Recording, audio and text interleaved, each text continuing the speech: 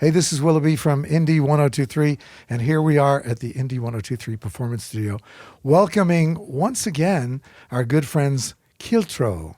Hello. Hello. Hi there. We got Will and Chris. You're no stranger to Indie 1023 or this studio. No, we're not. This is our second time doing a live performance here. It's a great time. It's a good space. And we're no strangers, actually. No. I think we know each other going on 4+ years. Something like that. Unfortunately, yes. Yeah, unfortunately. We do know each other. We're kind of related. But first time we met was Underground Music Showcase, if I recall. Think so. You did a private party for us. We did. Yeah, at a place called Hot Mess. Yep. That was a really fun one. It was Doesn't exist amazing. anymore. It You know, doesn't you could exist still anymore. see that. We have that session. It's still available Yeah, at indie1023.org. That's right. It's also on our YouTube channel. But so a few things have changed since we last got together. Yes. There was a pandemic. There's that. You took some time off. But since the last time you were here, a couple of changes, big life changes for you, where, well, you got a management company. Not just any management company, but 7S Management Company, who also manages Nathaniel, Rateliff, and the Night Sweats. Yeah, that's right. And a few other. So you have really good stablemates. Yes, that's true. Shout out to Zach and Chris Tetz. That's right. And you've also put out a new record. Is that your own label or? Yeah, well, we put that out with 1RPM.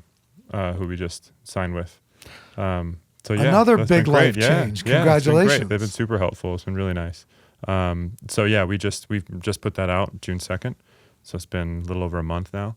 And we're talking about Underbelly. Right? Underbelly, that's right. Tell us about Underbelly. So it's an album that was born in quarantine. And in that sense, you know, it had a very different recording process from Creatures of Habit. It's very much kind of composed in a room, a little like Sgt. Pepper's in the sense that it was produced in the studio, and then we kind of had to figure out how to adapt it for live performance. And also, I think the songwriting is very different for that reason. There's a lot more, it's a bit more experimental, and the compositions are a little more wandering, and I wanted to make something that relied just a little bit less on hooks and did something a bit more just diverse and so it's a very different album, but I think it's still kind of it's still a Kiltro album, and it still feels like. Do you think though that the music itself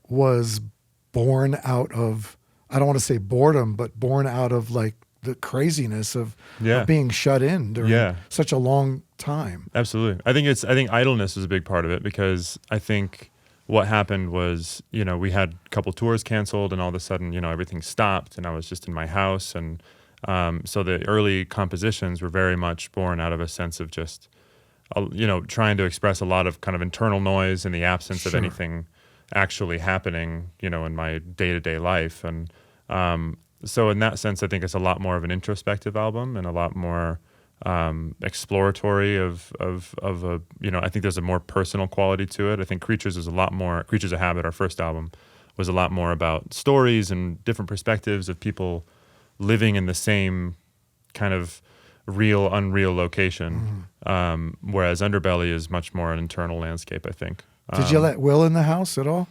during the recording process? Not in the beginning. Not without a mask. This guy now.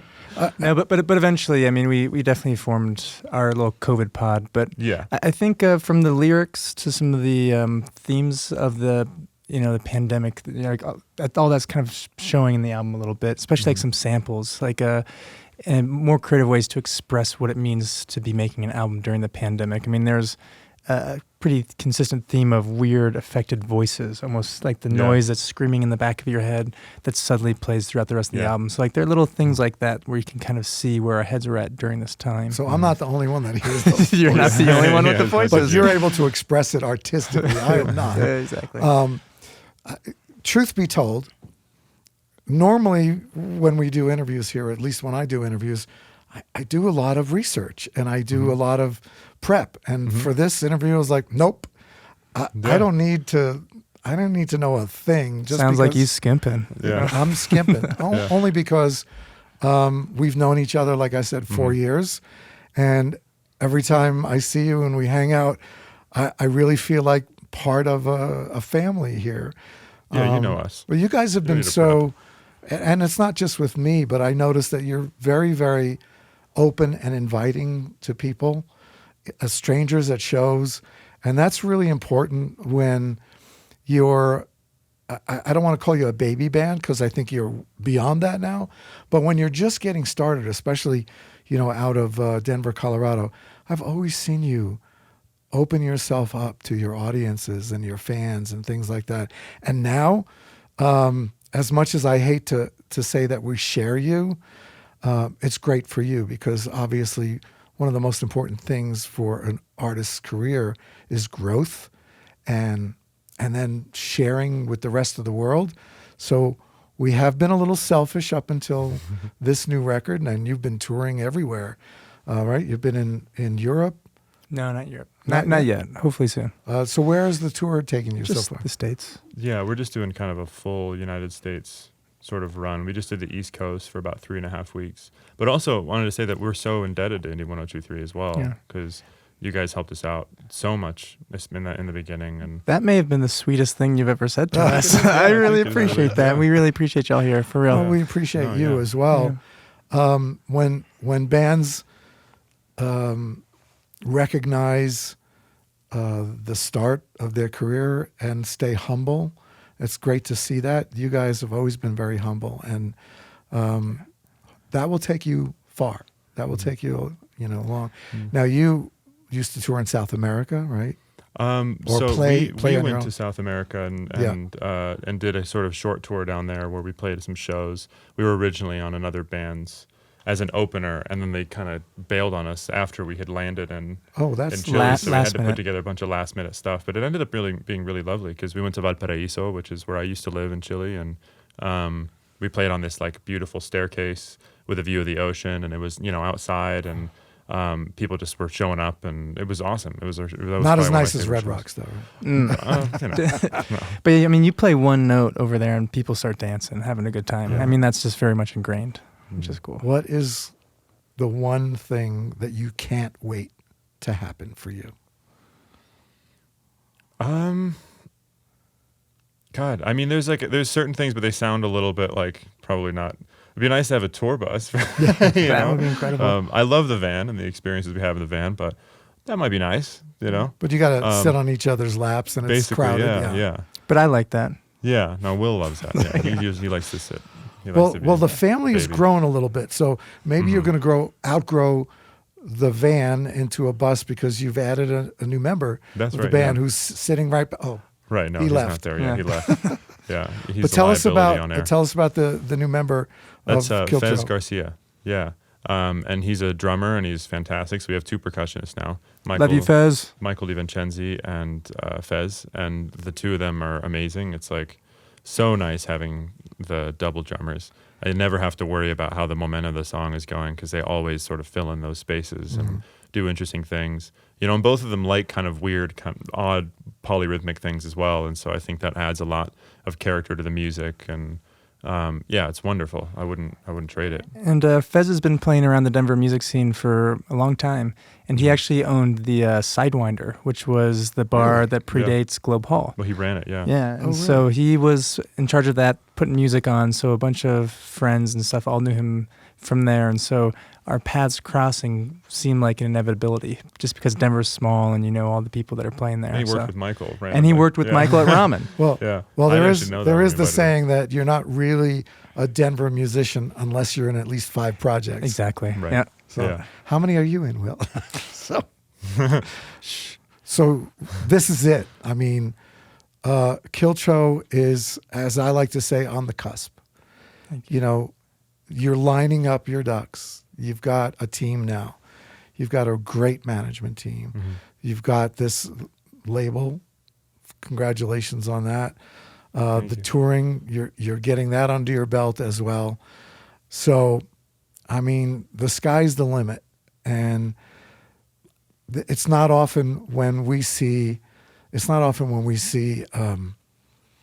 band from the very first time and go, yeah, these guys are going to be something. These guys are going to get big soon. And it's just around the corner for you. You're getting so close. And I am so glad to have been part of this trajectory for you. And I hope I will continue to do that, supporting your music as long as you make music like that. You guys are phenomenal as individuals. You're great people and human beings as individuals and as a group, as a team. You work so well together, and watching your two drummers work together, it's perfect. It really is. It's perfect. Well, then I just got to say, from the first moments that Chris was showing me and sharing his songs, I knew that the sound and brain and heart that was behind all that stuff was onto something truly special. So, thank you, guys. Thank you. But I do want to wrap with one thing, because I know it's been a long day, but I want to wrap with one thing, and that is the name of the band. I guess the English for Kiltro, basically it's a mutt. That's right. Yeah. Right. Yeah. And you are the furthest thing from a mutt, all of you together. Together you form a thoroughbred, a purebred artist. And we're just so proud of you and wish you the best of luck in the next decade. There's a lot to be looking forward to with Kiltro. Thank you so much for coming on. Thank you. Appreciate it. Thank you. Thank you. Get this guy a microphone and he's gushing for it. I love it. This is Kiltro on Indie 102.3.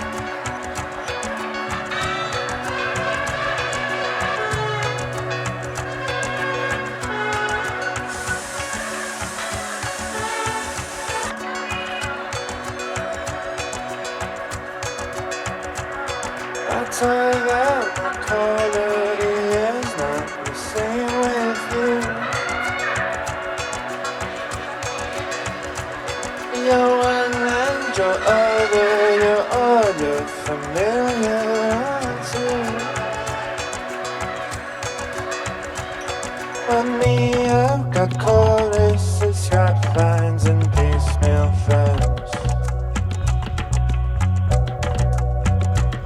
When life makes things porous, well, I like them whole again.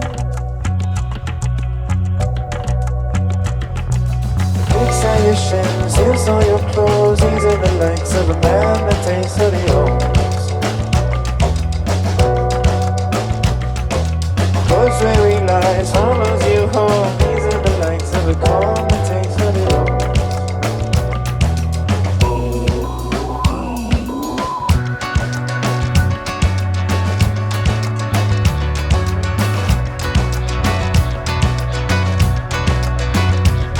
The air brings a chill, it's the last night until I have you. But that's not okay, 'cause in holding us close I find half of you, half of me gone. It's a wheel zero escape and feels like a lane or two. And we leave full of half-spoken thoughts that come up as they're gone from you. All that's to say.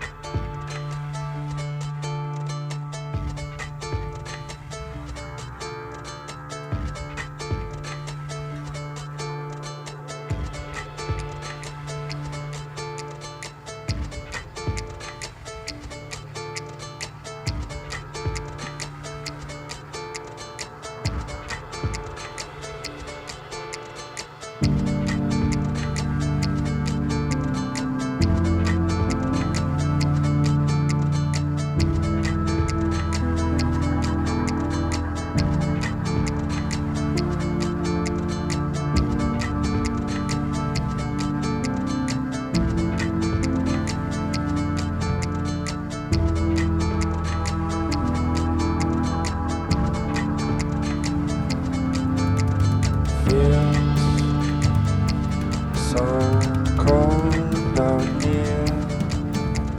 Sometimes it seems I'm alive and there's somebody else. There's a drift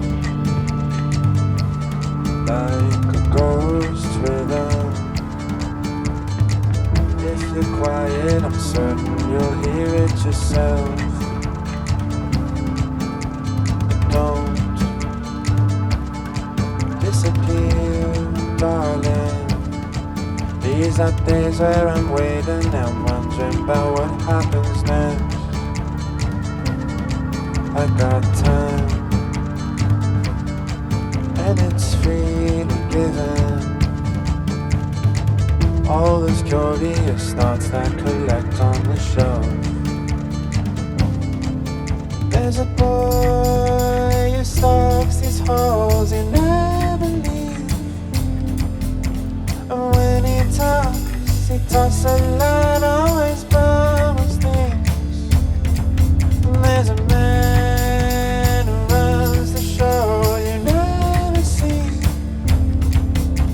And where he walks, how everything stops, how he quiets things.